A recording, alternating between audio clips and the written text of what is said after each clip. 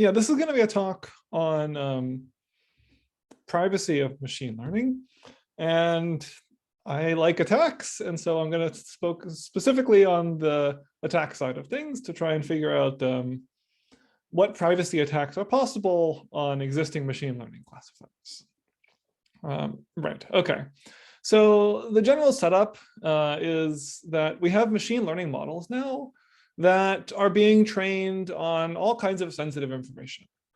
So people have all probably seen something like this on their phone, where it will try and auto-complete the next word that you want to type. And the way it does this is it trains models on people's text messages and then tries to predict, given a model that was trained on everyone's text messages, what you might want to type next. And we've seen this on text messages, but also on emails, where now not only are we completing the next word, we're completing the next rest of the sentence. And the general problem here is that these models are trained on everyone's messages, but then the model that was trained in part on your messages is made available for me to query. And so the question is, when you do this, does this leak the information that you have added into the training data set? Because text messages and emails are private, we don't want this to be possible. And it's not just text messages and emails. We also have medical images that are being done, where again, the fact that my model, my data might be used in some model is something I want. I want my data to be beneficial to everyone, to give us better detectors for cancer, but I wouldn't be okay if, as a result of this, anyone who has access to this model can look at my particular medical images. I want to allow aggregate statistics on my data without actually revealing anything in particular about me. And so the general question in this talk is going to be, is machine learning private? If we train a model on everyone's data, does this model reveal anything about the individual users who contributed data to the model? Okay. So let me make a brief distinction between private and sensitive, just so that we're all on the same page in this talk. By private in this talk, what I'm going to mean is just the training data itself. I'm going to pretend that all of the training data is private and not something that we should be allowed to access. In practice, on research, oftentimes, we're going to do work on things like cats versus dogs. This is not sensitive. If I can learn anything from this, it doesn't actually matter. No one is harmed by seeing a picture of a cat versus a dog that's available on the internet to download. But we're going to do this analysis because we want to know what would happen if we were to use sensitive data sets. But we're explicitly not going to do that in order to not actually cause harm in the research that we're going to do. So the question, yes, again, is machine learning private, with the understanding that if we were training on sensitive data, then a privacy violation would actually cause harm. But for the entirety of this talk, I'm going to focus exclusively on things that are not sensitive. Okay. Now, you could imagine, like, what's the worst case that you could imagine happening? And it might look something like this. So this is GitHub Copilot OpenAI Codex, one of these systems, and it was trained on all of the code available on GitHub. So let's pretend that it was private. Again, it's not, but we're sort of in this world where we're just looking at the privacy leakage. And what we do is what this model is meant to do is meant to help people write code more quickly by like adding a couple lines here and there of like completing API calls. But if you say, fast inverse square root, float q underscore, and ask it to give you the most likely continuation, what this model will do is it will give you verbatim the fast inverse square root code from Quake, comments and all, which obviously is not the expected behavior, right? Like this is not the model coming up with the constant 5F3759DF like out of thin air. It's just memorizing this verbatim from the training data and will give it to anyone who asks for it. And this is like the actual model that that was released by GitHub doing this. And so the question is, obviously this doesn't matter. Like, I mean, this is available, like there's a Wikipedia page for this source code. But like if you had trained this generative model on my personal emails, I wouldn't want it to be revealing exactly one thing that I happen to type. Okay, so let's get going then with sort of the real content of this talk, which is trying to understand how we might attack machine learning in order to figure out what kinds of things these models memorize. And in particular, I'm going to sort of go through roughly 4 different things in this talk. I'm going to start with some fairly simple machine learning background. I'm not sure that everyone here has seen all of it, and so I'm going to cover it. If you've taken a recent class on machine learning, then you're fine. You can ignore the first 2 minutes, go grab a coffee or something and come back. But it'll only take a minute or 2 to cover, and then hopefully the rest of the talk should make sense, even for anyone who hasn't already seen the machine learning background before. Then I'm going to cover 2 attacks. The first of these is a membership inference attack, which allows us to detect when something is contained in the training data set. And then I'm going to show how to extend this into a training data extraction attack, which allows us to recover actual complete examples from the training data. And then finally, I'm going to turn to defenses and think about how we might study and analyze and attack defenses in the privacy space. Okay, so before I go, I should mention for this talk, please ask questions at any point where you want to. I have open a second laptop here where I can see the chat. So hopefully I can answer your question immediately. And if I miss it, then Reza, please do interrupt me and just ask questions as they come. I would much rather sort of have at least some idea that there are people on the other end of this, because otherwise it gets very lonely with me by myself here. Okay, so with that said, let's get started with basic machine learning background. Again, apologies to anyone who's seen machine learning before. Is there a very clear definition of private data? I will hopefully get to that in just a minute. But yes, no, this is a very good question. For now, you can think of private data as just the entire training data set is private, and we're just going to try and see what happens. But yeah, I'll hopefully cover that in a second.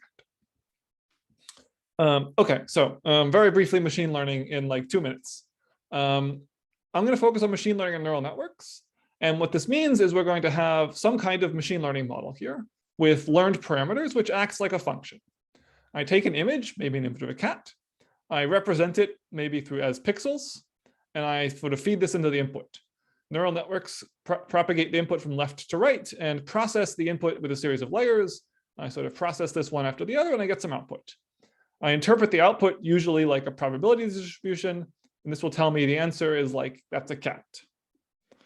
Okay, so if I zoom in to each one of these little circles, each of these is called a neuron. And the way it works is it just does a dot product. We have the activation from the previous layer. We multiply these with what are called the weights. That gives us the next activation, and we propagate this through the full way forwards. So it really is just a very, very, very simple operation. We're doing matrix multiplication here, and that's it. Like, that's literally all there is to a machine learning model for how these things run forwards. Now, it's important to note that there are lots of weights here. And this is the magic of machine learning, which is how this function actually does anything interesting. Just randomly multiplying pixels of a cat by random matrices does not give you the output label cat. You need to train these weights to make this do this for you. And so the question is, how do you get weights to actually train to learn to do this function? And so for that, we need one definition, which is a loss function. And what a loss function is just some measure of the difference between what we actually observe when we treat the neural network as a function and like call it on the input and the desired output. So you can think of this as being like any kind of distance measure, L2 distance. In practice, people use something called cross entropy, but what it is actually doesn't matter. We just compute the neural network on the input, and we see how far away that is from the true label that we want of cat. And we get some output at the end, and we just say the farther it is, the higher the loss. Okay. So now with a loss function, we're going to have a very simple way to train, which is just gradient descent. All we're going to do for gradient descent is we randomly initialize the parameters in some part in this, high dimensional loss surface. And we just say, which direction should I go to make the loss go down? You can compute a gradient of this model fairly quickly, and you take a step. And you say, again, which direction do I go to make the loss smaller? Again, on your training data set of images or text or whatever you have, and you make the loss smaller. And you repeat this over and over and over until your training data set has very, very low loss. And you hope that as a result, your model is now going to be good. You take this model and you publish it and you're done. Okay, so this is how machine learning works. And if you've stopped paying attention, you can come back now because I'm done. I see a question in the chat. Would making ML resistant from mentioned attacks affect explainability of the model or other explainability techniques? There is some work that tries to analyze both privacy and explainability, but there's not as much work as there could be, I think. I think I know maybe 1 or 2 papers that try and look at this, but there's not a lot. So if you're interested, it would be fun to look at. Okay. So membership inference attacks. Let me start now with the first actual attack and try and get into what we can actually do to make machine learning be non-private. So for this, let's imagine a situation where we have 2 worlds. In world A, I train a model on a bunch of blue email records. And in world B, I train my model on these blue email records, but also one specific red email record, which is different than the other ones. And now what I do is I hide from view what world we're in, and I hide from view what the training data was, and I present an adversary these 2 models. And I ask the adversary to predict which world are we in. Is the top one world A and the bottom one world B? Or is the top one world B and the bottom one world A? Like what's going on here? And the only way to do this, to be able to succeed at this task, is to be able to answer the question, was this model trained on this example? Because their data sets were identical otherwise. This is the only distinction between these 2. And so what we need to do is be able to come up with a way to do this membership inference question. Can we infer the membership of a particular example in the training data set? Okay, so this is the question. So why would I care about this question, right? What's actually going on here that would make this interesting to study? The first reason why is, this might actually be a real attack. If my images are contained in some data set of people who have cancer A or cancer B, the fact that my images are in the data set reveals that I have cancer. You may not know what form of cancer I have, but you know something about me which is more than I might want to reveal to anyone else. This is one reason, but there are lots of settings where it doesn't matter that I'm present in the data set. And so it turns out that I'll show later how to actually build on this membership inference attack to make them much stronger and allow you to actually recover complete examples from the data set, giving query access to the model. So instead of just saying, was this example contained in the data set, we'll use this as a primitive to build stronger attacks. And then finally, the final reason why, and I'll hopefully get to this at the end, is a way to use membership inference attacks as a way to evaluate whether or not some model is private. In some sense, these are the simplest kinds of attacks. And in a very real sense, they're connected to whether something is truly private or not. And you can use these as a way to evaluate privacy. Okay, I'm going to pause here for a second to just get questions out of the way that have to do with general privacy now. So I see one that says, how can we evaluate the privacy of a particular machine learning model? Any standard evaluation protocol? How can we claim a model preserves privacy? Which is a very nice question because that is what this talk is going to cover. I hope by the end of the talk, you will know how to evaluate the privacy of a model and be able to decide if the claim is true. I'll give you some examples where people have claimed things to be private and we've been able to attack them. Yeah, so this is sort of core to what I'm hopefully going to be able to do. I don't have a short answer for you, but I do have a roughly 60-minute more answer for you. And I'll now take any other questions people have before moving on for a second.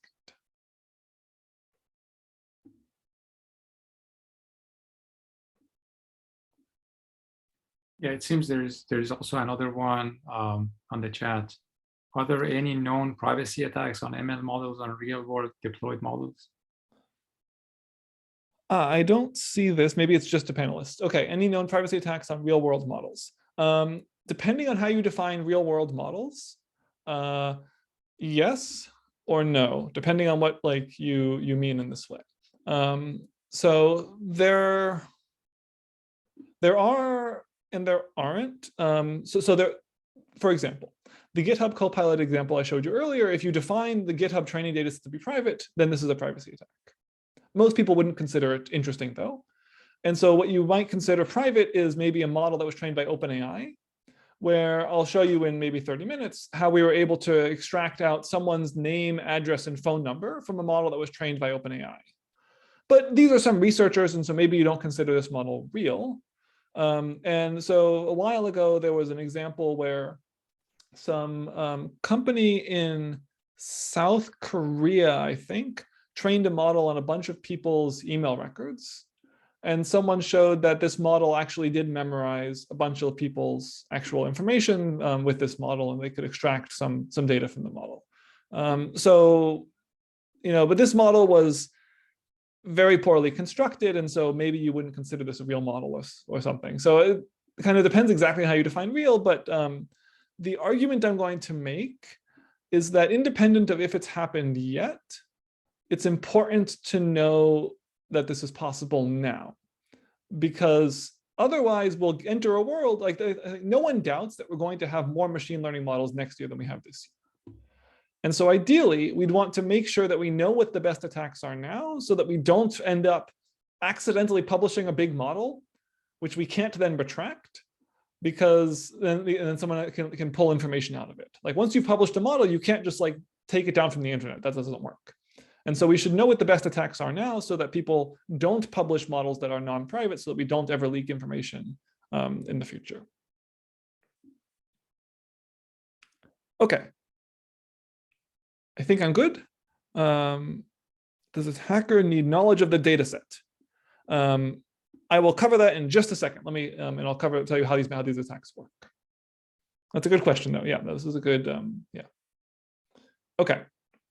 So let me tell you how a very first simple membership inference attack works. And yeah, Reza, please do interrupt me if you get other questions on just the panelists, because I can't see them from the other machine.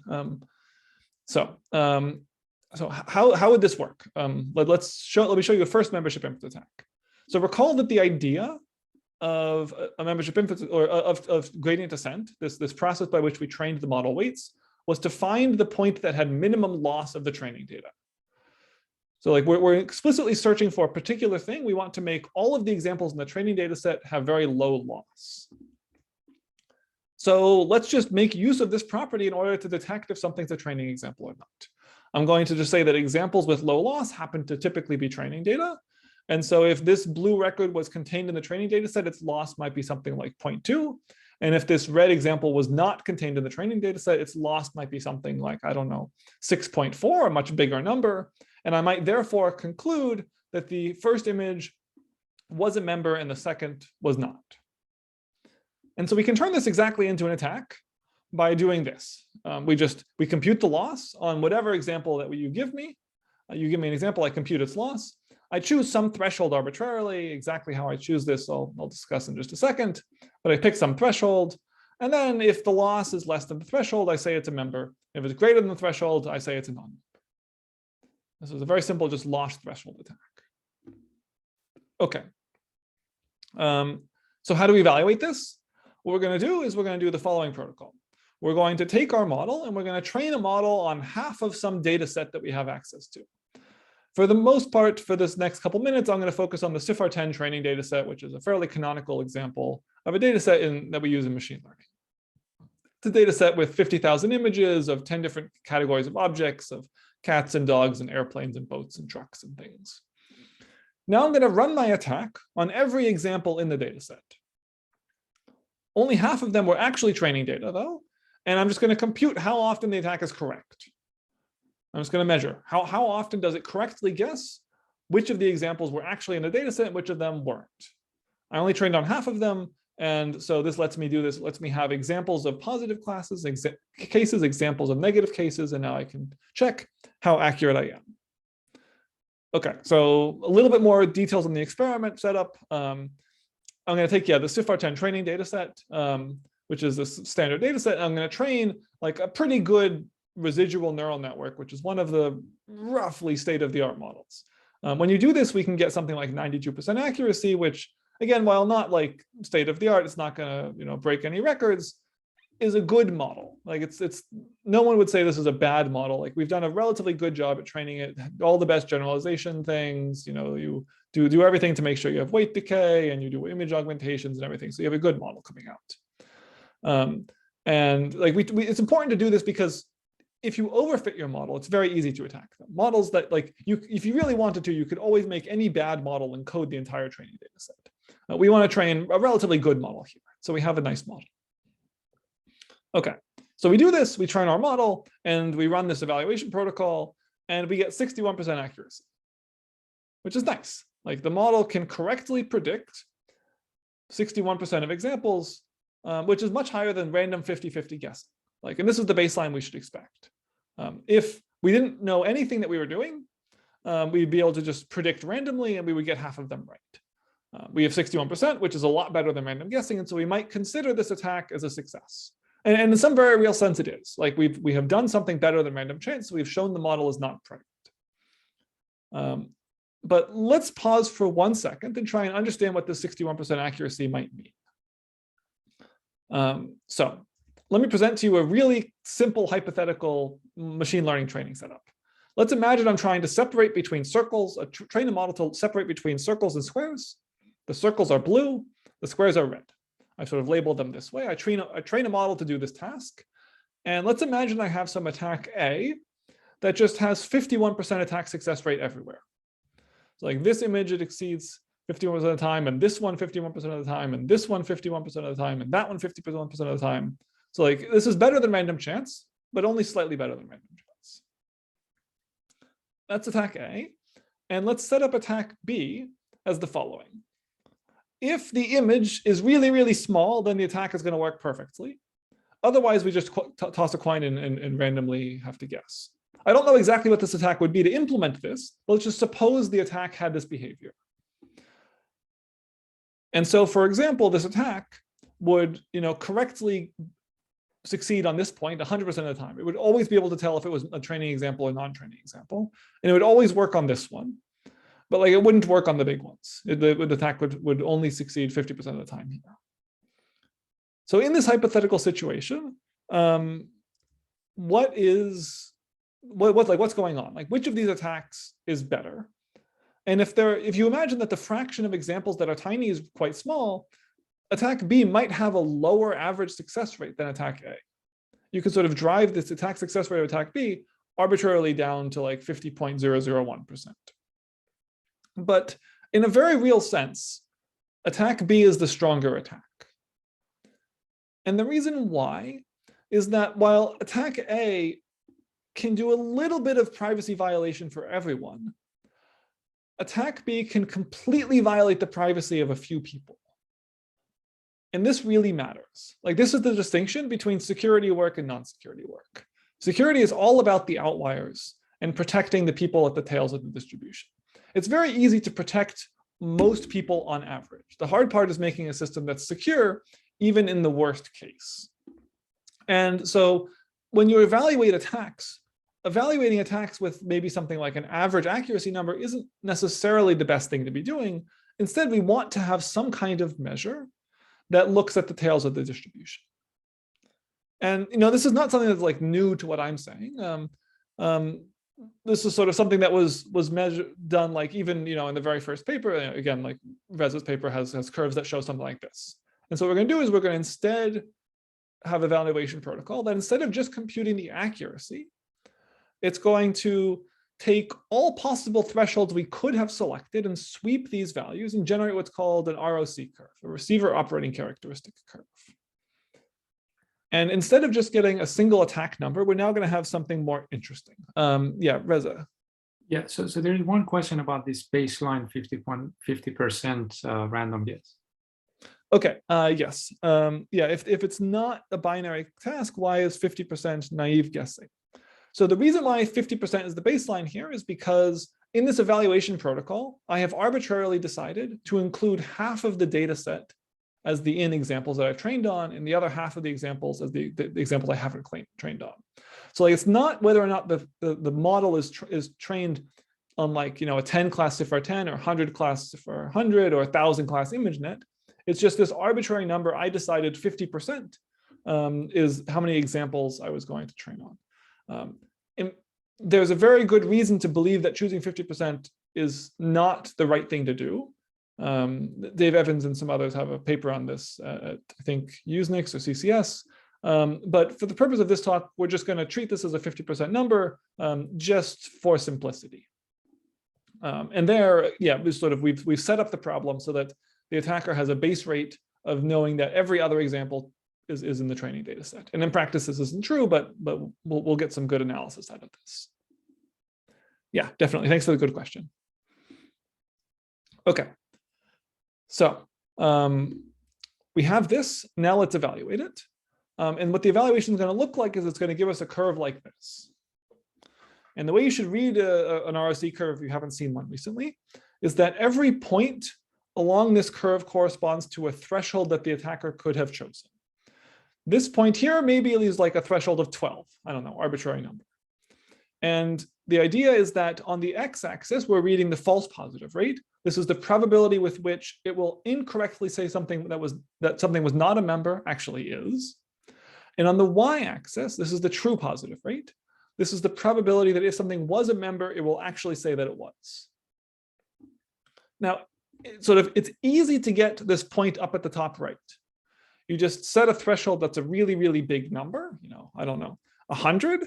And in every example will have loss lower than 100, and then you have a 100% true positive rate because all of the members are actually identified as members. But now incorrectly you've identified all the non-members as non-members. It's also really easy to get this lower point here. You set a threshold of 0. You find none of the members, but you make no errors as false positives. The interesting thing to try and do is to be above the line. And to be above the line here, and what this attack can do is at the high false positive rate regime, it can be above the line. If it's making lots of mistakes, it can be above the line here. The problem is that when you go at the low false positive rate regime, it gets less and less good. And if you look at it at the false positive rate regime of, let's say, 10% false positive rates, the true positive rate is almost just random guessing. And this is the real interesting regime for the adversary. The low false positive rate regime is really where the adversary wants to be in order to make their attacks as powerful as possible. Because what they're looking to do is to try and say, with high confidence, this person was in the training data set and actually violate the privacy of some particular people with high confidence, not just reduce on average the privacy of everyone as a whole. And so the way that we're going to emphasize this is I'm going to change the plot to, instead of being a linear axis scaling, to now be a log-log scaling on the axes. So same plot, same data is being presented here as here. I've just rescaled the axes to be a log-log scale. And now what this emphasizes the low false positive rate regime. And what you find is that for the most part, the attack gives not better than random guessing probability at most low false positive rates, with a little bit of a blip up at the top, which corresponds to this, like what happens at above 10% false positive rates. Okay.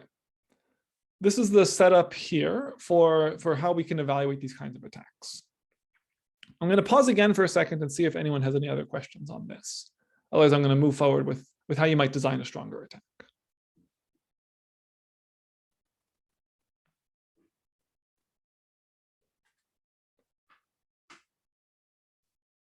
Was this a real graph? Yes, this is a real graph of this membership input attack, which is the one that I showed you earlier, which is from, I think it's Oakland, from Yom et al., that actually is just thresholds the loss. Like, this is what happens if you take the CIFAR 10 model, threshold the loss, and run the attack. You get exactly this behavior.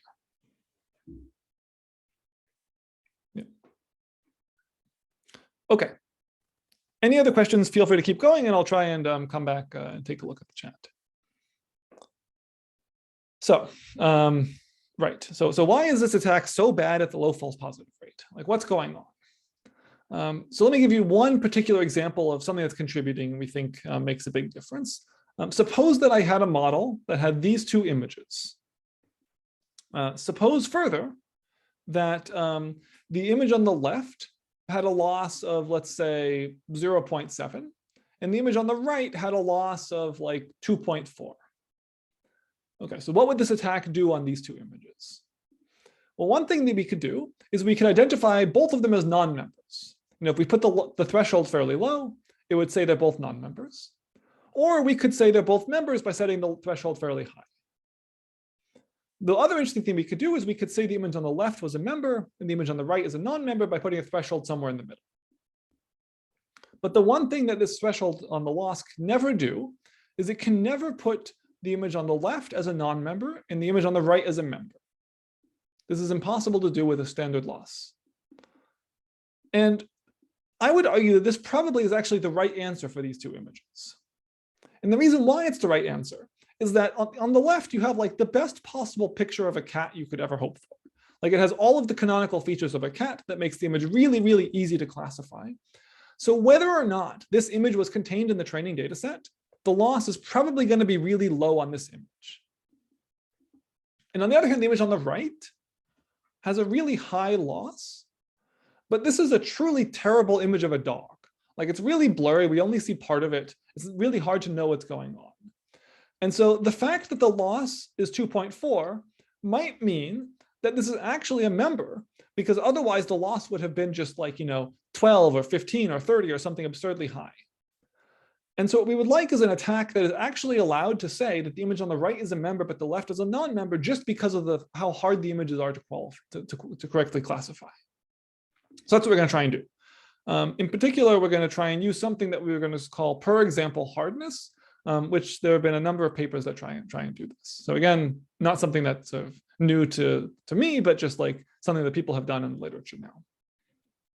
And now all we're going to do, the way we're going to do this is essentially, we're going to think of this as, instead of just computing whether or not something's a member based on the loss itself, we're going to compare the loss to some hardness measure of this image. And so we can use this ratio in order to be able to allow us to do this by saying, like, let's imagine that the hardness of the cat is 1. Like, this is a really easy cat. It's not difficult at all, but this dog is really, really hard. And so if we normalize the loss by the hardness, we take the ratio of these two things, then now we can end up in a situation where the normalized hardness, the normalized loss of the cat is high and the normalized loss of the dog is low, and we can still do our simple thresholding, but on the normalized values instead of the unnormalized values. So this is essentially what we're going to try and do. We're going to try and find some way of normalizing these values that allows us to make this prediction in this way. Okay, so how might we do that? So there's a good question. When you say an adversary can guess the membership of a data point with 60% probability, what randomness is that probability computed over? The randomness is over different training runs of the model and different examples contained in the training data set. So what we do in practice is we go and train like 100 models on different subsets of the data. And we ask for the randomness over the different models we trained, and for the randomness over the different examples that were or weren't contained in the training data set, how often does it get the example right? Yeah, this is a good question. Okay, so yeah, so let's try and figure out a way to compute how hard something is in this way. And so, right, like what kind of magic would you use to like fill in this magic hardness box? And what we're going to do is we're going to use a very nice experiment by Vitaly Feldman and Qiuan Zhang that looks at influence estimation. And so their experiment goes something like this. So what we're going to do is we're going to take the CIFAR10 training data set, same data set as before, and use this to train a model. But instead of training the model on the entire training data set, let's train it on a random subset. Maybe I'll remove some fraction of examples and train a model. I'll use this, I'll store this model on the side. Now I'll take my data set and get a different random subset and put the model on the side. And I'm going to do this, and I'm going to train lots and lots and lots of models, each time removing a random subset of examples until I have just a huge number of models. And now among all of these models, what I'm going to do is I'm going to choose some example, and I'm going to say, let's partition these into two sets. On the left, we have all of the examples that were trained on this particular CFAR10 training example, and on the right, all of the models that weren't. And now what we're going to do is we're going to like zoom in just on the ones on the left, and then take each of these models that we just trained and use each of these models to compute the loss of this example and get some values. And then go over to the ones that we didn't train on, take each of these models and get the loss value. And now we have a bunch of loss values, and we can plot a histogram. And we can compare what happens when we train a model on this example and look at the loss versus when we don't train the model on this example and look at the loss. And what you find is that it actually, for some examples, it's really easy to separate these two distributions. Like if we were to put a threshold right here at -2, we could very, very clearly identify models that were trained on this example versus models that weren't. And the reason why you need this per example quality thing is that this is what happens for one particular example. But if I were to pick a different example, I'd now want a different threshold. Like this example, the hardness of this one is, I don't know, let's call it like 1.5 when the previous one was 2. They're still both really easy to separate, but you just need different separation thresholds because of how hard these images are. And so in order to compute this quality measure, essentially what we're going to do is we're going to look at where the best line is for this particular image. Now it's important to note that I've cherry-picked the examples to choose because there are some images that you just can't have good thresholds for at all. And the distributions just overlap completely. And it doesn't really matter at all where I put this threshold. Everywhere I put the threshold is equally bad. I'm going to be making a huge number of false positives or a huge number of false negatives. So there's have no choice. But there are enough images where I can put a good threshold that the attack ends up working quite well. So to evaluate it, we're going to change our attack slightly to this. Instead of computing a single guess, what I'm going to do is I'm going to say my threshold is initially I'm going to compute T out to be the expected loss over all of the models that didn't see this example. And then I'm going to compute T in to be the expected loss over all of the models that did see this example. And I'm going to compute the likelihood ratio between these two things, essentially something like this. I'm glossing over some details here, but they're really not that important. And then I compute the actual loss, and the way that I can decide in versus out is I compare this versus these two distributions and see which one are we more similar to. Are we more similar to the in case or more similar to the out case? And now essentially we're doing the same threshold thing here, but the only difference is that we're doing it based on this sort of better thresholding than the simpler threshold. There are a couple of questions, and I'll come back to those in just a second because I want to show you this plot first. And this is the result of the attack using the same kinds of models, the same architecture, the same training setup, 50% split again, when you do it in this better evaluation way. And the idea, what you see is that this per example thing really, really helps. Like it lets you now have true positive rates of roughly 1% at false positive rates of something really, really low, like 0.0001%. So you can get very, very high attack success rates relatively compared to what you can get by using a single global threshold sweep. And not only does it actually work better at this sort of this low false positive rate regime, it also has a better accuracy. I just don't think the accuracy number is something we should be focusing on that much, but I think we should be focusing on this low false positive rate regime. Okay, so a couple of questions here. Let me sort of go through a couple of these. So the first question says, given that deep neural networks can even fit randomly labeled inputs, can we expect the loss to be low even on difficult training examples sometimes? Is the loss mostly always a good signal for privacy, or are there other signals that might work better? Yeah, okay. So if anyone hasn't seen, this is the paper that understanding deep learning requires rethinking generalization. It shows if you just randomly label a CIFAR10 training data set, modern deep learning models can fit the data set completely perfectly. And this is, I guess, why we should believe that the loss is a really, really good measure for if something was memorized by the model or not. Training examples tend to have very, very low loss on average, and much lower loss than non-training examples. There are some subtleties where people have shown that if you take like a canonical training algorithm that you might normally work with, then it doesn't as quickly, as easily fit random labels, especially when you include augmentations and these sorts of things. It still can, but like it just doesn't happen as easily. But yeah, loss tends to be a pretty good measure. And yeah, so even on difficult examples, loss does give you a relatively good measure. The hardest case actually are the easy images, the ones that will always be classified correctly, whether or not it was contained in the training data set. These are the hardest ones to run the attack on because there's not much of a loss difference. There are other ways to predict other than loss, but I'm not going to talk about those that much. Okay, and then there's another good question. How many models are trained in these settings? So this plot here, I'm showing you had 64 models trained.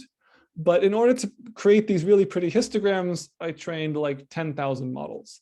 But that's just because I wanted to show you nice figures, not because you actually needed to do that. Yeah, okay. And I'm not going to spend too much time belaboring the point, but like this kind of thing works well, not only on like CIFAR10, but also other data sets. If you're curious, it works quite well on CIFAR 100 and ImageNet and Wikitext, a text modeling thing. And this is generally a good way of computing membership inference. Yeah, 10,000 models is a lot, but that was just because I had spare compute and I wanted to do some other experiment anyway. So I dug it up and plotted the picture to make the things look nice in the slides. Yeah, but so we have a paper on this. It works well when you go down to like 16 models trained, which still can be very expensive. I'll just talk in just a few minutes about a setting where we're going to try and attack these large language models where even 16 models is far too many. But that, I guess, gives me to the nice question, which is like, this is an open question. How could we predict hardness without training lots of these shadow models? Is there something we could do to actually do this with just maybe one model? Maybe there is, maybe there isn't. I don't know. I'd like to know answer this question. Okay. So yeah, this is everything I think that I'm going to talk about for membership inference. I'm going to shift to the next set of attacks now. So if you have questions on membership inference, this is a good time. I can come back to them if people have other questions, but I'll just pause for a second and just see if anyone has anything they want to ask. So there is one question by Philip about what role do you think the network architecture plays in these results? For example, loss being a good discriminator. Yeah, the network architecture makes a difference, not a huge difference, but basically models with higher capacity are easier to memorize training data than ones without. I don't remember the exact numbers here. There's a paper we put out just recently that's sort of that the slides are based on, and we actually ran this experiment. But I don't remember the full details. I think it was roughly correlated with model size, though, as like sort of the simplest way of thinking about it. The more capacity models do a better job. What's state of the art? This attack is state of the art. This is sort of the best attack right now. State of the art, yeah, doesn't really matter how you measure it. Like on all metrics, this gives you the best accuracies.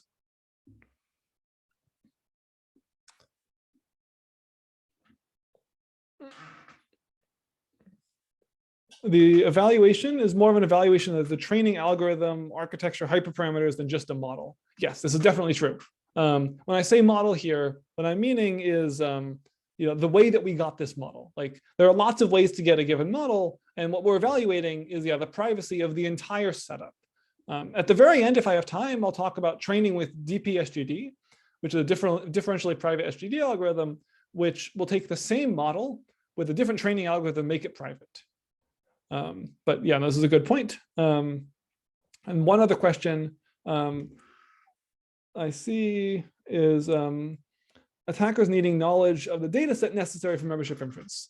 Yes. Okay, so I thought I left the slide in, but I think I skipped the slide. So we have some results that shows that whether or not you have the training data set can make somewhat of a difference but the difference is, on the order of like a factor of 2. So if you take these curves, if you imagine shifting them down by like maybe from like 1% to like 0.5%, that's what essentially the loss you would get if you didn't have access to the rest of the data sets and had to do this. And the way you do this is you go collect your own data set of things that are like the data set you're going to be attacking. So if you know you're going to be attacking images that are from CIFAR10, you'll go collect your own CIFAR10-like data set. Now you have a shadow data set, you train shadow models on your shadow data set, and you repeat the experiment setup there. Is this attack as strong as white box attacks? So white box attacks in this setting, the best white box attack that we have, I think, is still due to Milad Nasser, which looks at gradient queries. And this attack does better than that. Even in so this one in the black box setting does better than that attack in the white box setting. And surprisingly, if you take this attack, this loss threshold, this sort of per example threshold attack, and give it gradient queries, it doesn't actually do that much better. It's sort of roughly comparable within statistical noise. And we don't exactly understand what's going on there, but yeah, it's interesting. We don't actually know why. Yeah, and I guess I should mention, I'm relatively sure that this wasn't an experimental error because Milad was also on our paper, and so he ran this experiment, and so I'm relatively sure that he got this right.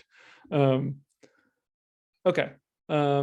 In the interest of time, I'm going to move on. But if there are other good questions here, I might come back to this in a second. Okay, fine. There's one very good question that someone just asked. Would training the model adversarially, I assume this means to be adversarially robust, affect the attack accuracy? Would this change the membership inference attack accuracy? It turns out the answer is yes. There was a very nice paper at the Deep Learning Security Workshop 2 years ago that shows that adversarially robust models are much easier to attack with privacy attacks. And so I sort of encourage you to go take a look at that. Okay, so yes, let's sort of move on and talk about now training data extraction. Where the basic question is, can we do more than just infer the membership of something in a training data set? Because that's great, but it's a little bit of a weak attack. Like let's try and do more. In particular, I want extraction, which means that if before what we could do was just predict something was a member or non-member given the model and the image, what an extraction attack is going to do is it's just a function of a model, and it's going to try and actually just recover the complete image. So I sort of pass in the model to the extraction attack, and it's supposed to give me the image out. Okay, so let's try and figure out how to do this. I'm going to switch domains away from images and onto text modeling, because this is an area where we've studied them the most. So in a language model, the purpose of a language model is no longer going to be to predict like what type of image is this. It's going to be to try and generate text. So here we have some output of this GPT-2 language model trained from OpenAI. And so what this model does is you give it a prompt. This is what's written at the top, where a human has written this text. In a shocking finding, scientists discovered a herd of unicorns living on a remote, previously unexplored valley in the Andes Mountains. So a human typed this top, and then a machine learning model completed the bottom half. The model typed or like came up with the potential completion. The scientists named the population after the distinctive horn, Ovid's unicorn. These 4-horned silver-white unicorns were previously unknown to science. And it sort of goes on to describe these unicorns in a fairly compelling way, talking about the fact that like they're in South America, which matches the Andes Mountains. And so it's a very good model. These are the kinds of models that do things like completion for text messages and emails, but this one's just being used to generate a story here. Okay, so how exactly do these models work? They're actually essentially just classification models. And what they do is you give them some text, like maybe I run the model on the string this is, and the model is going to give us a probability distribution over all possible output words. And so it will say like, the next thing that could happen after this is, well, there's like a 42% chance of the next thing being an A, and a 9% chance of the next word being something, and a 4% chance of the next word being what? Because all of these make sense, but there's like essentially a 0% chance of the next word being is, because this is probably not something that you meant to type. Okay, so then what we do is we just choose the one that's most likely, and we put this into the model, and then we recurse. I could say this is a sentence, or this is a random, or this is a banana, and each of these has some probability associated with it. And again, the likelihood of is very low, because you probably don't want to say this is a is. That's not a very good sentence. And so we randomly choose one of these top examples. Maybe I choose banana this time. And then, I keep going.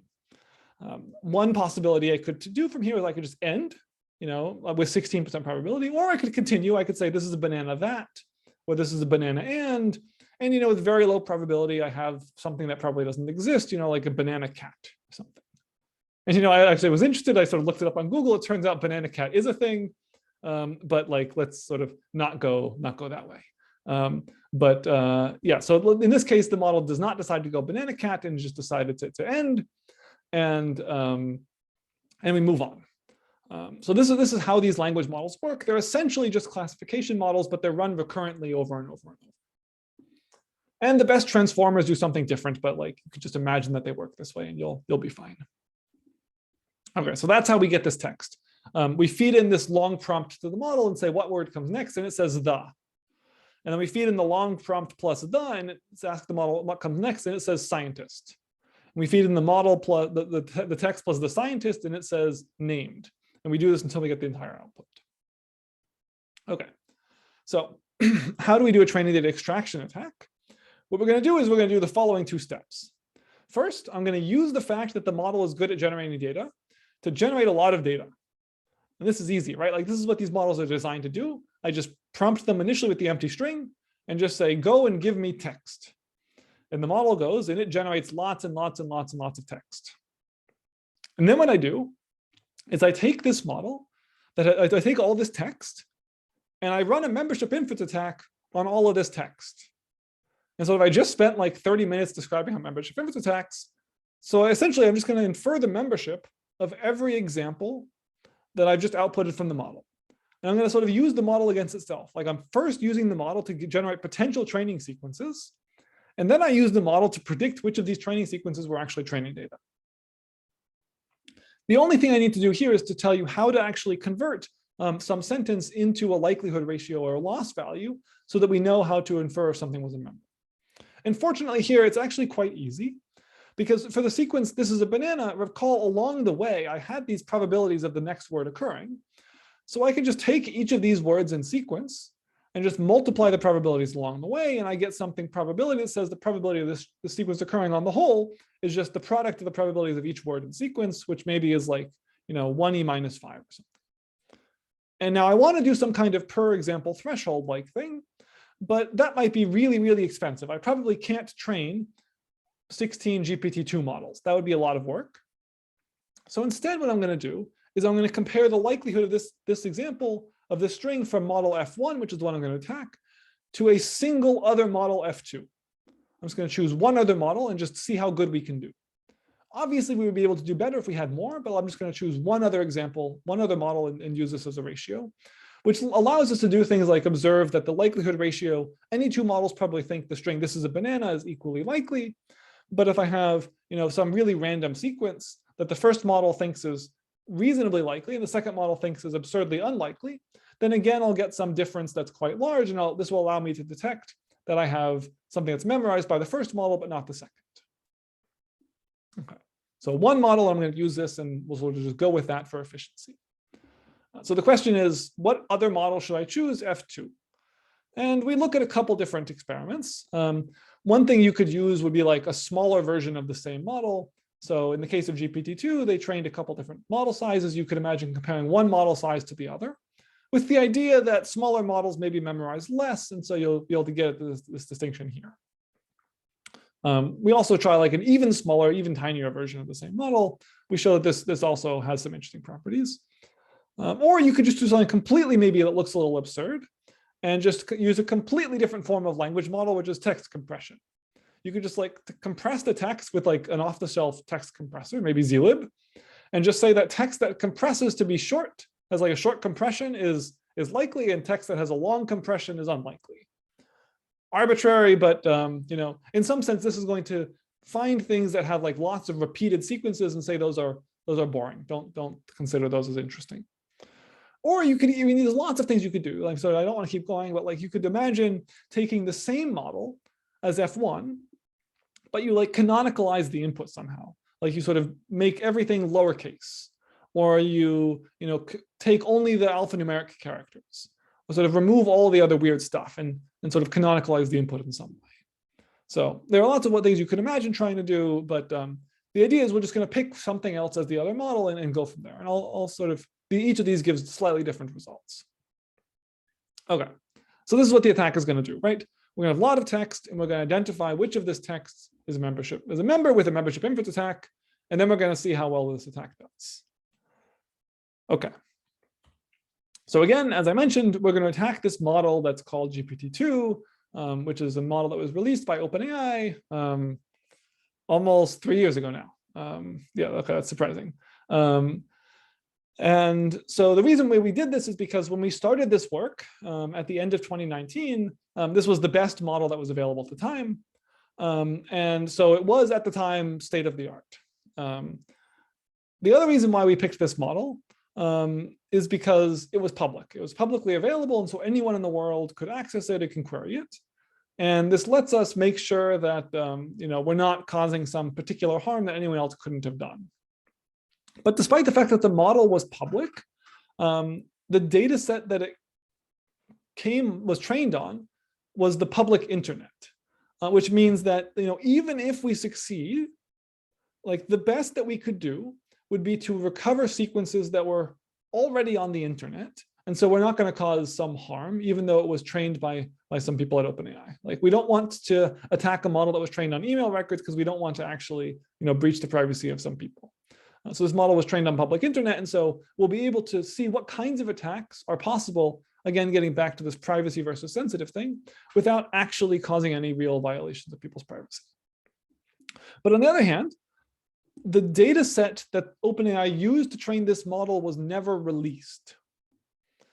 So like the actual 40 gigabyte training data set was never made public, which means that we don't have access to it. And so it's a very realistic attack. This goes back to one of the questions earlier, what happens if the adversary doesn't have access to the training data?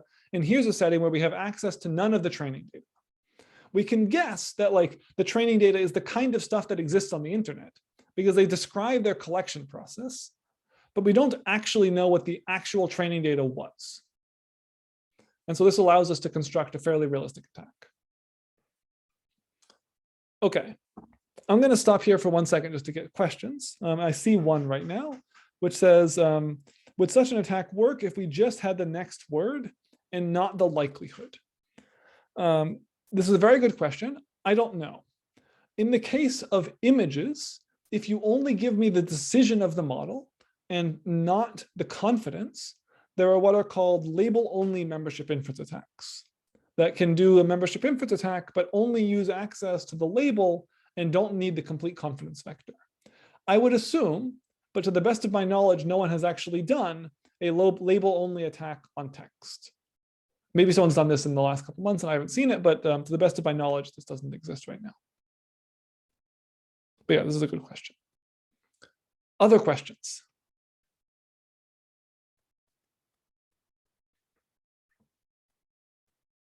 Okay, if there are more questions, I'll come back to them, but if you're typing one, please continue and I'll sort of come back in just a second, but I don't see any right now. So we're going to now take this GPT-2 model and we're going to try and attack it. And when we attack it, what we're able to do is we can find, actually, we can extract out of the model several hundred examples of text that the model is trained on by running exactly this attack. We generate a lot of output. We do membership inference attacks on all of it, and we see how much of it we can get is memorized. In order to actually check if it was memorized, we sort of took each of the things that our attack thought was memorized and did like a Google search to try and figure out if it actually came from the internet. And so the limit of this attack is like human effort in like the manual verification step. At the very end, we also passed this to OpenAI and said, can you double check our results? And we were right. But you should think of this not as like an absolute number of like GPT-2 memorizes 109 US news files. but just like in some random subset that's pretty small of a way lower bound, this is how much content got memorized. And what we find is like we can get a bunch of news, we can get a bunch of log files, a bunch of URLs, some personally identifiable information for people's names, their contact information, physical addresses, email addresses, phone numbers, social media handles, these kinds of things.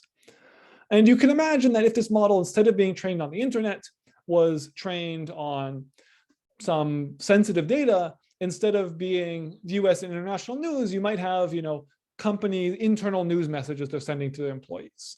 And instead of, various named items of games and countries, you might have names of unreleased products. And instead of contact information of people that's already on the internet, you might get contact information of your friends, which you might not want to be leaked to everyone in the world. Okay. So this is the first thing we find, is we can get quite a lot of information out of the model. The next thing we find is that exactly how you run the attack matters. So for now, just like ignore this part of the right of the plot, and I'll come back to that in a second. What you should look at on the rows is the membership inference strategy. There are a couple different ways we do the membership inference strategy, and each of them gives a different attack accuracy. The top row here, perplexity, is the simple loss attack that doesn't do any ratio testing.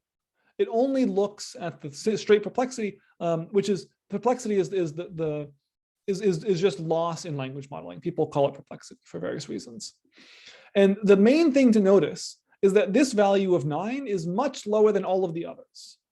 So just looking at the loss, again, performs much worse than any other way of looking at the membership inference ratio by comparing against some other model F2. Okay, so in particular, the best one happens to be this zlib case, but I think that the more interesting observation is that using another model is much, much more important than exactly which model you happen to pick. Okay, now if you come back to the columns are 3 different ways of generating text. Exactly what these different ways aren't important, but you can imagine that once I have a potential next word, I get a probability distribution over next word to choose. You could choose the next word in various different ways, and exactly how you choose the next word makes a little bit of a difference, but not a huge difference. So top N is what I described for you earlier, but you could do other things too. This internet strategy works a little bit better. I'm not going to talk about that too much, but maybe the most interesting thing to look at is this one data point that happens when you do internet sampling and zlib membership inference. Of 100 examples that we generated, like of the top 100 examples we selected, 67 of them were actually training data. So we have like a 67% recall at identifying training examples. And so you should really expect this to be a much lower bound. If we had generated 1,000, we probably would have got 670. So this is a much lower bound here than what you should expect. Okay. So I guess there's a potential open question here of how strong this extraction result would be if we had a better per likelihood measure, instead of just comparing against some random other model F2. If we actually did the proper per example likelihood from the previous section, like how well would this do? It's probably prohibitively expensive for now, but maybe if we could have some better per example likelihood measures, we could do much better here. This is something I think would be interesting for someone to look at. Okay, let me tell you one other experiment that we have in the paper, which looks at the relationship between training data being duplicated and our ability to extract something from the model.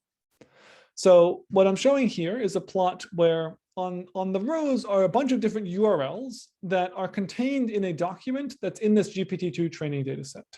These URLs are repeated between 8 and 359 different times.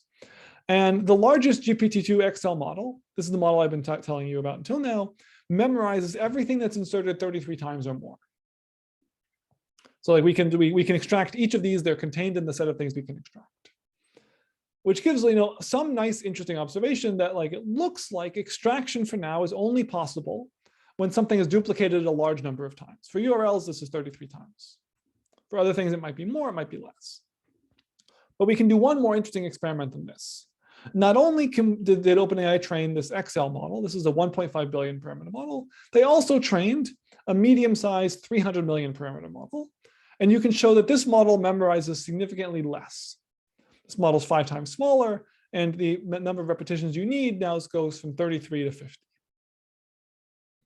And they also trained a small model, 100 million parameters. And again, realize what I'm saying, small model. This model is small in relative terms. In absolute terms, this model is 400 megabytes on disk. It's quite a big model, but it's much smaller than the 1.5 billion parameter XL model that OpenAI trained. And this model, only barely half of the time, you kind of have to work hard to get the model to emit the memorized content. And so there's this interesting observation that the model going from 100 million parameters to 1.5 billion parameters also has memorization go from 359 insertions necessary to 33 insertions necessary.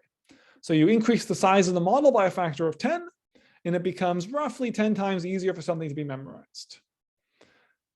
And the reason this is a problem is that if you look at how models are scaling over time, they're getting really, really, really big. The GPT-2 model that we're attacking here is this model here. And we already today have models that are 1,000 times bigger than it. And recall that the other model we were attacking was only 10 times smaller. The difference between this GPT-2 small and GPT-2 XL is only a factor of 10. So you can imagine adding like 6 more columns to the left of this XL model. You probably will start expecting check marks all the way down at like almost single digit numbers of repetitions in the training data. So these kinds of attacks are only going to get much more important as we make bigger and bigger models, because the machine learning community is not stopping and making models smaller anytime soon. Okay. So, open question right now. Can we find some examples where training data extraction is possible with just things that occur exactly once? My guess, my hypothesis is that yes, this is possible. With the models we have today, this happens, but I don't yet have an example of this happening. I would like to see it. Okay. So I'm going to now move on to the last part of the talk, which is going to talk about defenses. But first, again, I'll pause for a minute and just see if anyone has questions on these extraction results. So the way I've structured the talk, if I don't get to the stuff at the end, it's not really that important. I'd rather go front to back with interesting discussion than just like arbitrarily make it through whatever slides I happen to prepare. Okay, I see a couple questions that I may have missed. Okay, so the first question is, are there parallels of such extraction attacks against image classifiers or generative models? Yeah, okay. So this is a good question of image extraction. And there it's a little bit trickier. I think actually Kamalika has some work who actually just talked in this series yesterday on some generative analysis work that would be interesting. The problem with images is it's much harder to decide whether or not something is actually training data or not. With text, you can look at it and say, you can say like these words occur in the same sequence and they're like 100 words long, and so it's training data. With images, you can have lots of images that are nearly identical, but not actually identical, and you have to decide whether or not they're training examples. I'll actually cover some extraction of images in just a little bit in some limited settings, but there's much more limited work on this right now. What does it mean for something to occur more than once? It just means in the training data set that this URL was repeated multiple times. So the URL is repeated a bunch of times, and the more often it's repeated, you might imagine, the easier it is for the model to memorize it because it saw the thing more often.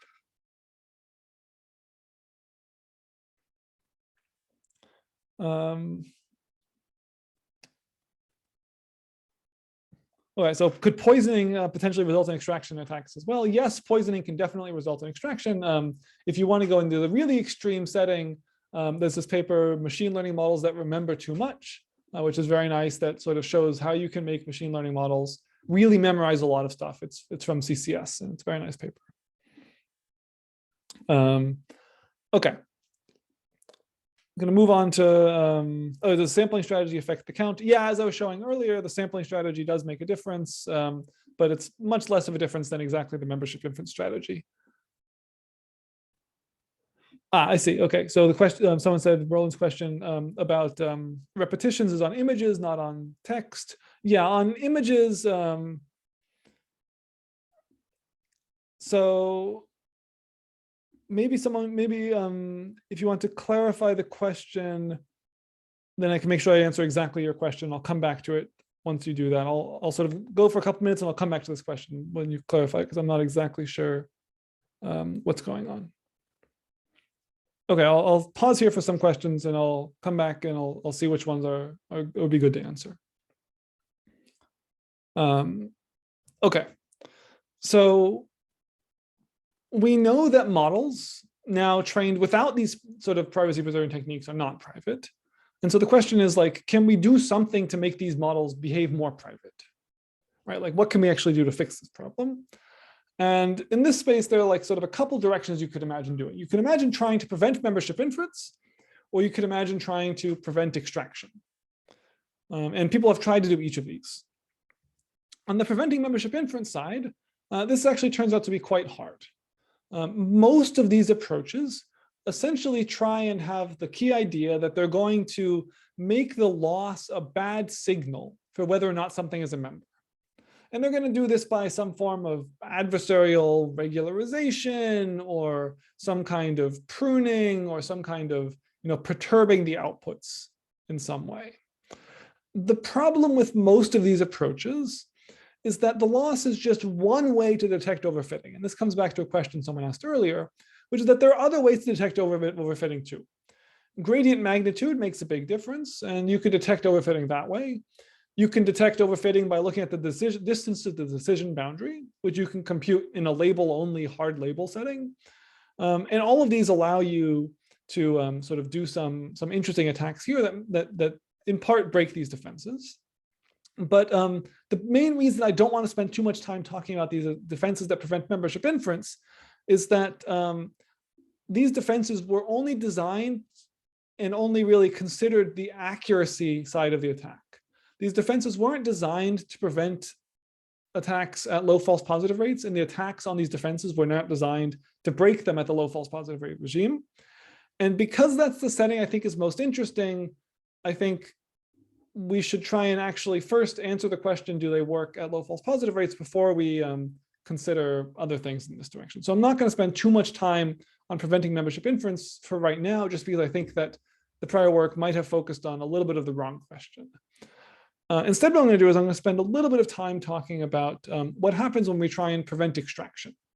Because here I think it's a little more obvious what we're trying to do. We're going to try and make it so that extraction is not possible. We're going to sort of accept possibly membership inference might be a thing. Let's just try and prevent extraction.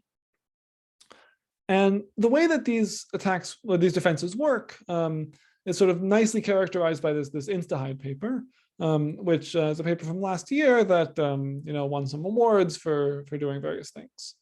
And the way that this is going to work is I'm going to take my training data set, and each training image, before I even introduce machine learning models, I'm going to encode them with some fancy encoding function. And then I'm going to take these encoded images and I'm going to train my machine learning model on these encoded images. And these encoded images look like noise to us as humans. Sort of looks pretty bad. Turns out, though, machine learning models can handle these encoded images. The encoding function is designed to make these encodings friendly to neural networks. So it works reasonably well here. And then what I do is now I'm going to say that if I take my machine learning model, it's not going to be possible to do extraction ever, because the model never even saw the original image. The only thing the model saw was the encoding. And so I'm going to assume that the adversary had a magic function which let them do this extraction piece. And even if they had this magic ability to, from the model, recover all of the training data set exactly, as long as I've encoded the data set correctly, it's not going to be possible to go from encoded images onto original images.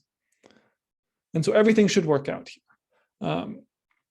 Okay, so let's sort of assume that we have this, and let's try and figure out how some encoding scheme might work. And so what the InstaHide encoding scheme does is it assumes the existence of a private data set we want to protect and some public data set. And what it's going to do is it's going to randomly sample a couple images from the private data set and a couple images from the public data set. smash them together with some linear combination, and merge them together to form a single mixed image, which is a linear combination of the private and public images.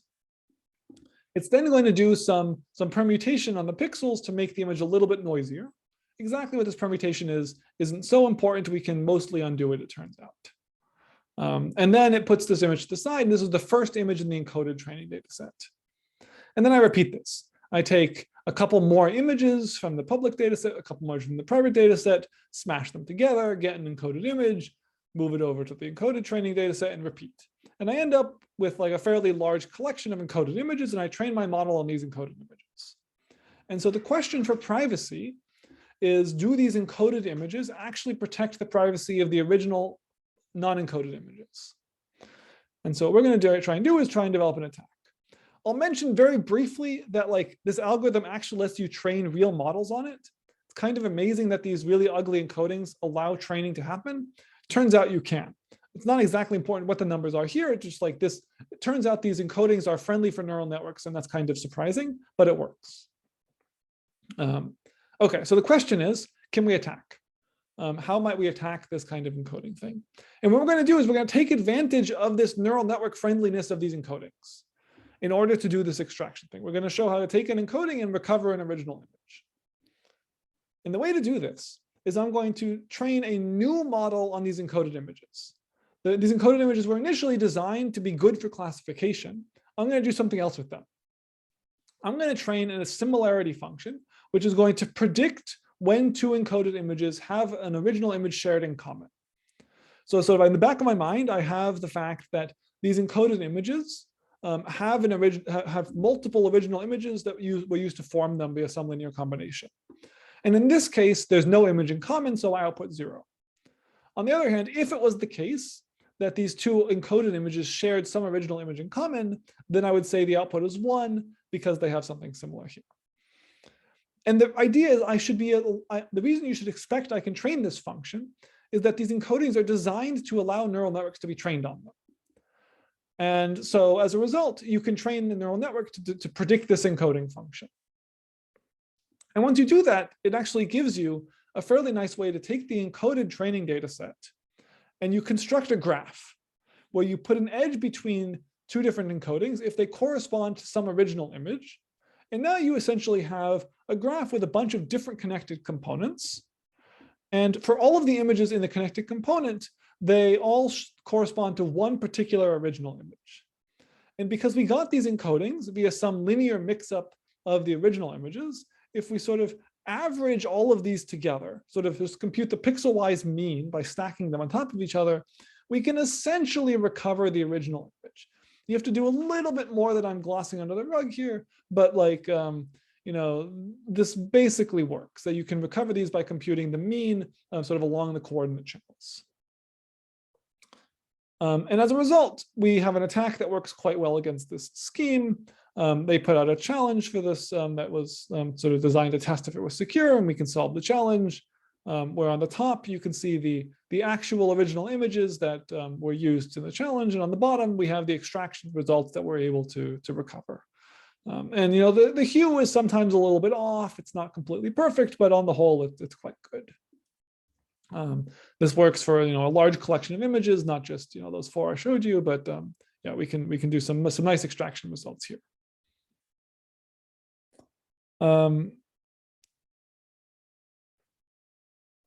Okay.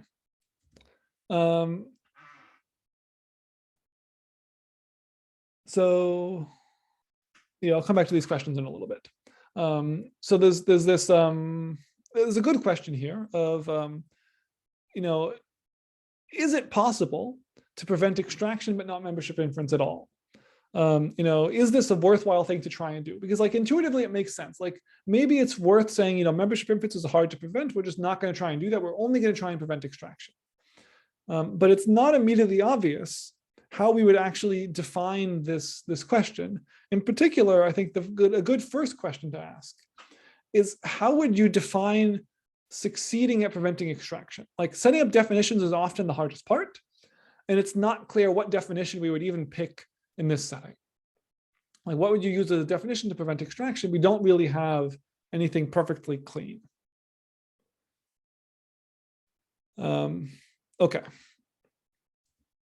So I see someone asked a question. You asked the challenge for single examples. What does it mean for any image? I'm not sure what this first question means. The second question says that worked because the friendly image was a combination, but what about a randomized function? Yeah, I'm not sure how our attack would work in the randomized setting exactly, but I imagine some modification of this could be made so that if the algorithm was somewhat randomized, it would work.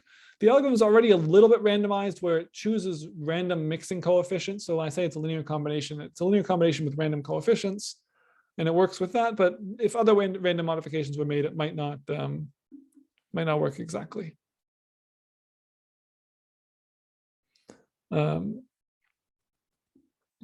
Okay.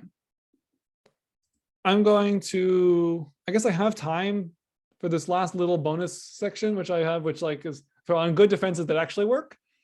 Maybe just sort of, so I don't end on a completely depressing note, I'll spend a minute here and then I'll take any questions people want to at the end, as it allows time for. Basically in privacy, we have this really nice property that we have something that actually works, which is called differential privacy. Differential privacy is actually a definition where we say a learning algorithm is differentially private if the probability that any adversary can run a membership inference attack on any data set on any differing sets of examples is arbitrarily small. It doesn't actually say something membership inference attacks, it says something slightly different, but you can think of it this way. And what this means is it's nice because it allows us to prove something. And if the proof holds true, then no membership inference attack will work. And if no membership inference attack works, then as far as we know, no extraction attack works. And in some very real setting, this is the good definition of privacy. Like it is, someone could give an entire lecture, and someone probably has at this seminar on what differential privacy means. I don't really want to go into that, but it's something you can prove that will actually give you some good results. And when I say less than some given threshold, what you can mean is like, if I have epsilon 0, then what this means is like the probability any attacker could ever win is 0. They could never win. If epsilon's infinity, the attacker wins always, and there's some exponential smoothing in between these two where these are not real values. I've just sort of made them up to make things look nice. But you can sort of have like a value of epsilon that corresponds to what the attacker does, and is that the thing that's nice is you can prove the number on the left, and as a result, you can guarantee that the attacker will never succeed with some fixed probability. Which is very nice to be able to do. This is very rare we get something that's like this. Okay, so how does this work? Standard training I showed you earlier was this gradient descent process where we like just walk down the cliff until we end up at the lowest point, and now we have a model. And this is nice. All we're going to do is we're going to modify this very slightly. Instead of taking a very smooth path down the cliff, instead we're going to take like sort of a noisy path.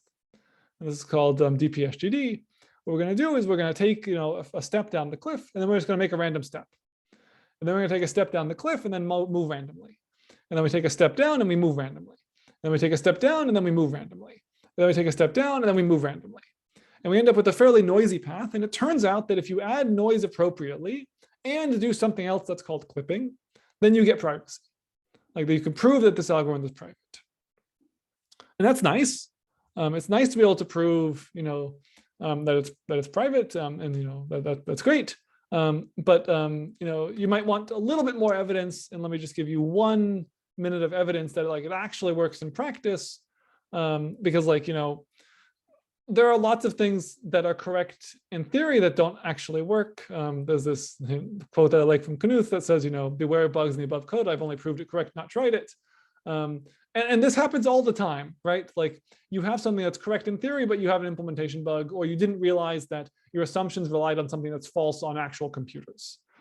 Famously, for example, there's differentially private algorithms are not private if implemented in float 32, because computers are annoying.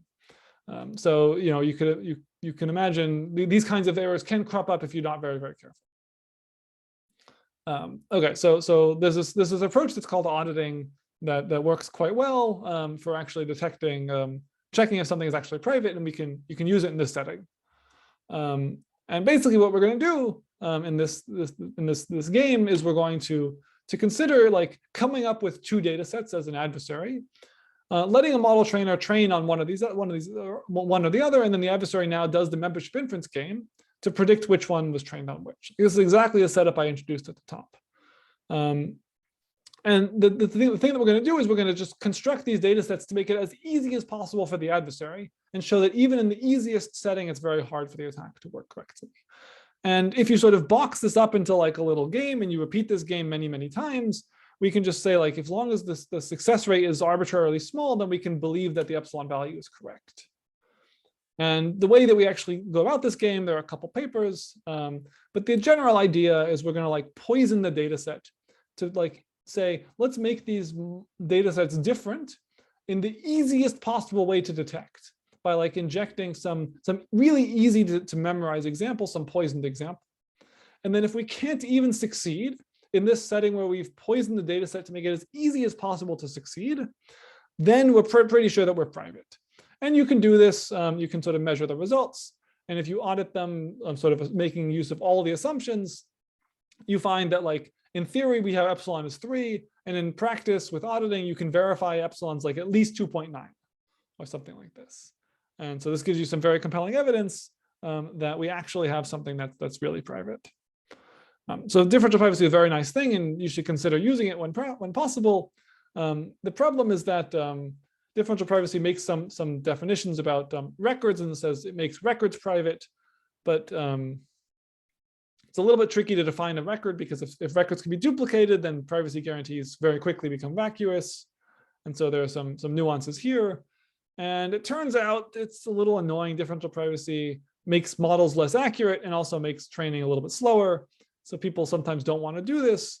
In particular, a big reason why people use really, really massive models is because that's the best we can do. And if I said that you're going to make your training slower, you have to use smaller models. And that smaller models also means less accurate. So you sort of get 2 penalties for accuracy from applying DPSGD. Okay. So I guess, this sort of leads to the last open question I'll pose, which is it possible to train private models with DPSGD or something like it with differential privacy that without losing accuracy or performance? And this is really this is a very hard problem. People have been working on this for a long time and have made some really great progress, but it's very, very difficult. Okay, so that's everything. Hopefully, actually it turns out almost just on time. I'll still be here for a couple minutes after people want to spend some time asking questions. But I guess basically the 2 conclusions are that standard machine learning models are not private. We can do lots of attacks on them. And it's very hard to make models private. You have to sort of work very hard in just the right way in order to make models private. And lots of ad hoc things you might think make models private don't really. So with that, thank you very much. And I'm happy to take any questions for whatever remaining time we have. Thanks, Nicholas, for the wonderful talk. Yeah, so more questions.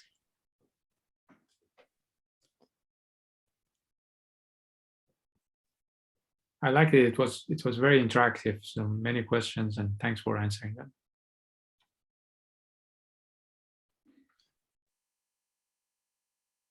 Okay, so this is a good question here.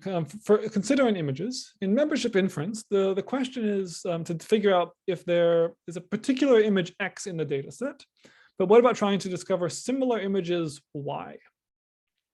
This is a nice question because, yeah, this is hard to do.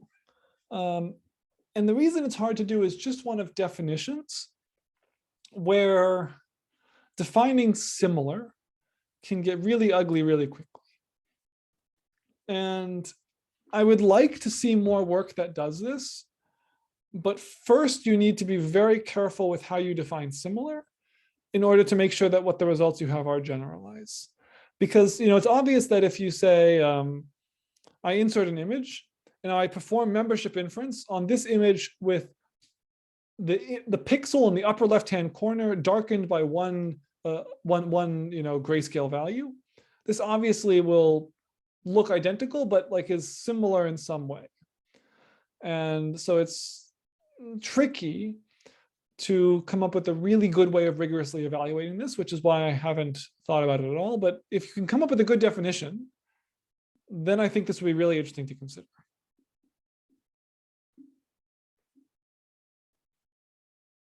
Yeah, okay, someone's saying, do you care about X or Y? This might affect DP. And yes, this is definitely true. let me tell you one example on text. So on text, when you take scrapes of the internet, which is how most text models are trained, lots of times you see text that is repeated almost exactly with various very small differences. So you'll have things that say like,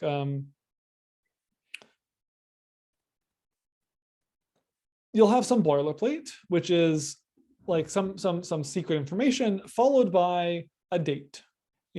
This is the terms of my contract that I don't really want anyone to see, but this contract is is valid until this date, or like the person signed on this date. And then you'll have another contract with exactly the same thing, but with a different date. And this is all good, but now because we have these sequences that are almost identical but have this one little bit of difference, you can still have privacy for each of these sequences individually, but not have privacy for the prefix up until the date occurs. And it's very hard to define what you want to do here, because, and this is really what I was trying to get at with this one comment about how you define a record really matters. If you have similar examples, then it can really start to mess with your privacy definitions, and what you do can be difficult. The best thing that I can tell you right now is you could try and deduplicate training data sets. We actually have a paper on this, and that empirically helps, but it's not going to solve all your problems. How do you get the experimental epsilon from the performance? So the sort of this number here, how do we get this number? It turns out that if you put in like a attack success rate and failure rate, there's some equation that DPSGD gives you that tells you what epsilon is going to be. In particular, what DPSGD says is if you have a certain value of epsilon, then you can't have an attack success rate greater than some threshold. So let's imagine that I say, if epsilon is 1, your attack success rate can't be better than 1%. Then if I observe an attack success rate of 2%, then I know epsilon can't possibly be any worse than that, because it would have been a counterexample to the epsilon. And so I can get bounds on epsilon by looking at how often I succeed. Now in practice, you have to be a little careful because you have confidence intervals involved in various ways. And so what I can say is with like 99% confidence, epsilon is at least this. But it sort of lets you give a reasonable estimation of what's going on here. There's a paper that the papers are here. Matthew Jigelski and Milad Nasser each have a paper that looks at doing this in slightly different ways, but sort of getting at the same questions.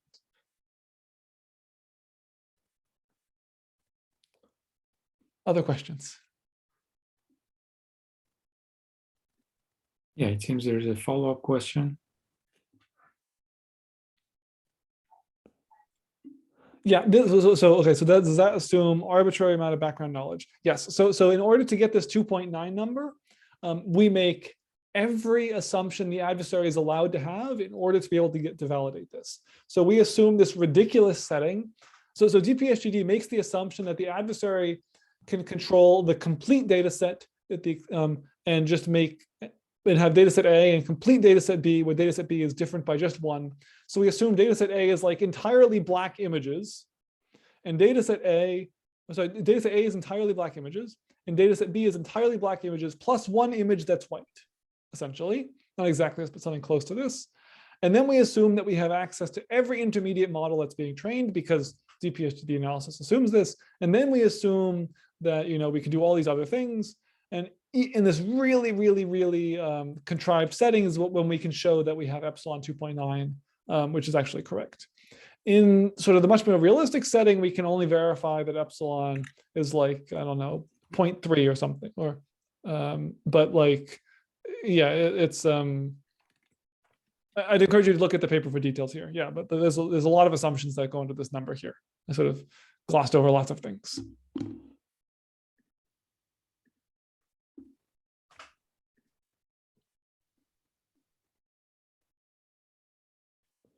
Yeah, how much priority is being given to private ML in industry currently? Outside of Google, I don't know. Inside of Google, I think people would probably yell at me if I gave you an answer one way or the other. I will maybe tell you that I am doing research on this because I and Google think it is important, but I don't know that I can tell you anything about what's being done internally. There are blog posts that are written about this, but yeah.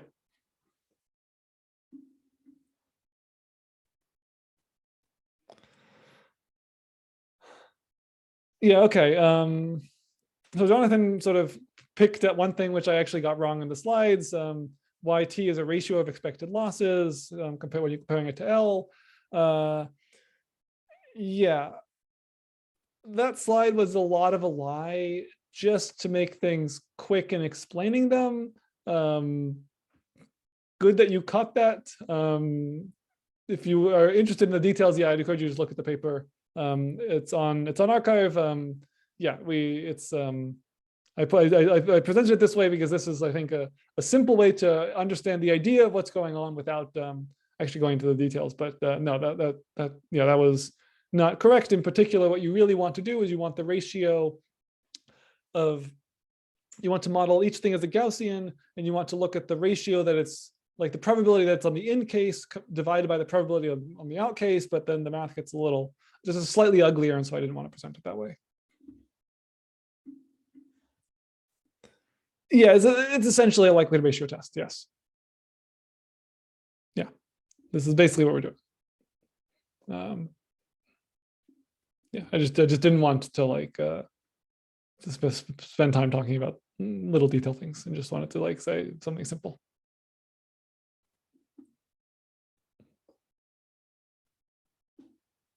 Are there any other privacy frameworks that work? There are lots of things in lots of other ways in DPSGD to give differential privacy. DPSGD is just one way. I don't know of any non-provably correct privacy schemes that work, which is not to say that they don't actually, I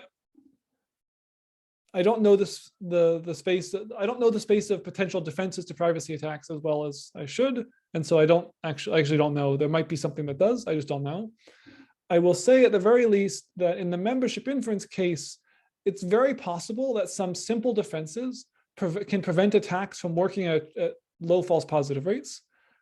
But most people haven't studied this regime before, and so things that are already published in the literature, and even broken things in the literature, might prevent the low false positive rate attacks. I don't know. Yeah. For example, I'll just give one example. It looks like adding a small enough amount of differential privacy noise that you get essentially vacuous privacy guarantees might be enough to prevent low false positive rate membership inference attacks. This might be a thing that works, but I don't want to say this with confidence because I don't yet know.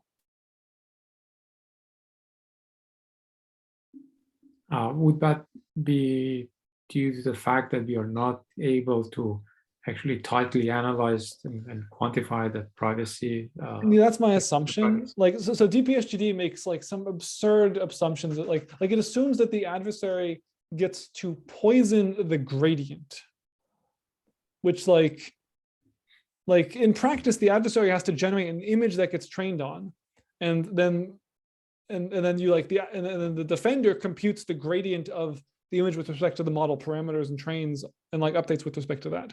But the DPSGD analysis assumes that the adversary constructs an adversarial gradient update, which is this much higher dimensional object that the adversary probably doesn't have access to be able to control in practice. And so, yeah, so as you relax the assumptions, the analysis, it becomes much harder. And ideally, you wouldn't want to analyze, in some perfect world, you would like to be able to analyze SGD as some process, as a function of the training data. And in the convex setting, we know how to do this. But in the non-convex deep learning setup, the only way we know how to analyze DPSGD is as a combination of individual steps. And this is what requires that we assume the adversary gets access to every single intermediate object update and can do all these things that they can't in practice. And so it looks like the analysis is tight in the worst case, but is loose in the case that you assume more realistic things.